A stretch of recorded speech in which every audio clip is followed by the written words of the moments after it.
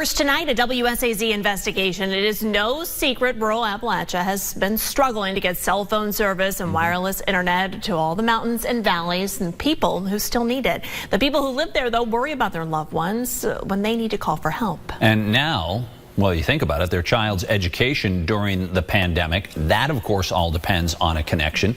News Channel 3's Kelsey Soto takes us on one community's quest for connectivity. From a field of dreams to land out in Wayne County, the saying goes, if you build it, they will come.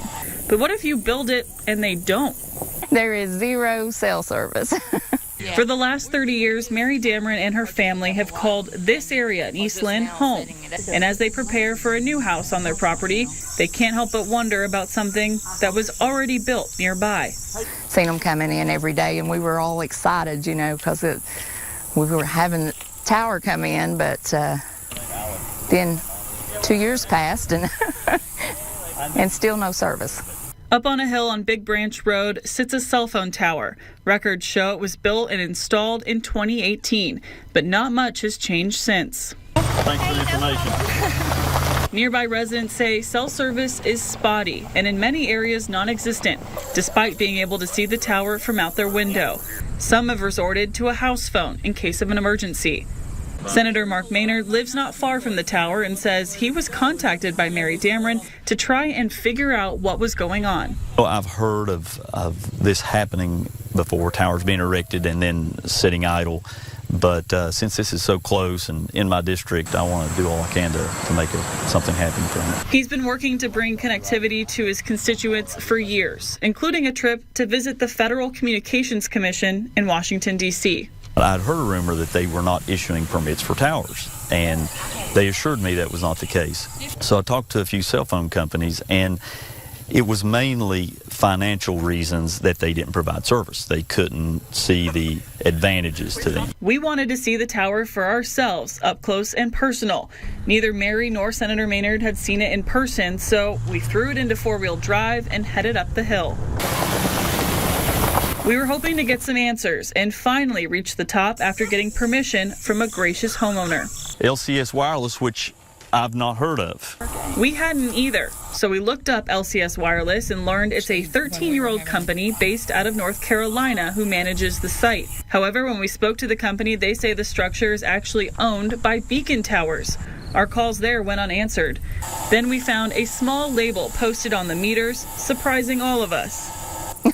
T-Mobile.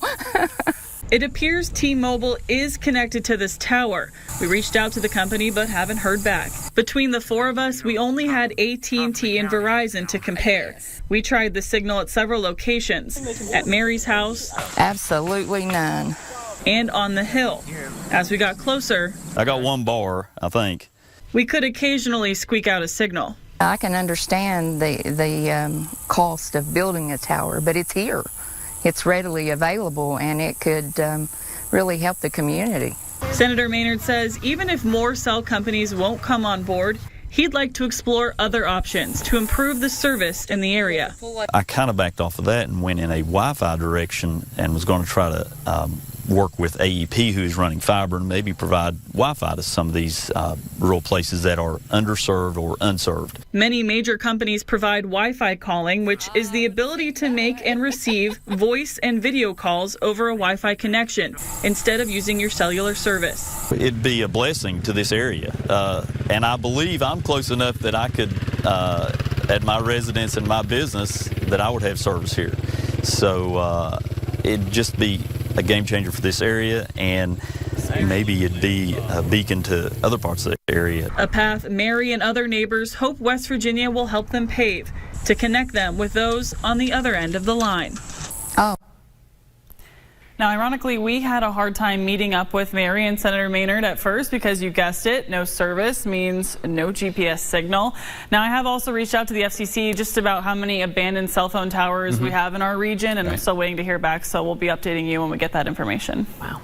All right. Okay. I'd be glad to know that. All right. Thanks, Kelsey. Thanks, Kelsey. And by the way, Senator Maynard represents the 6th District, which covers parts of Wayne, as we saw today, along with Mingo, McDowell, and Mercer counties. And he told us that he can sometimes drive 2 hours in his area where his constituents are without any signal, and then when he does get service, his iPhone is just lighting up with all kinds of missed calls and messages and emails. Yeah, and he's also a member of the West Virginia Broadband Enhancement Council, so we'll keep following up on this one for sure.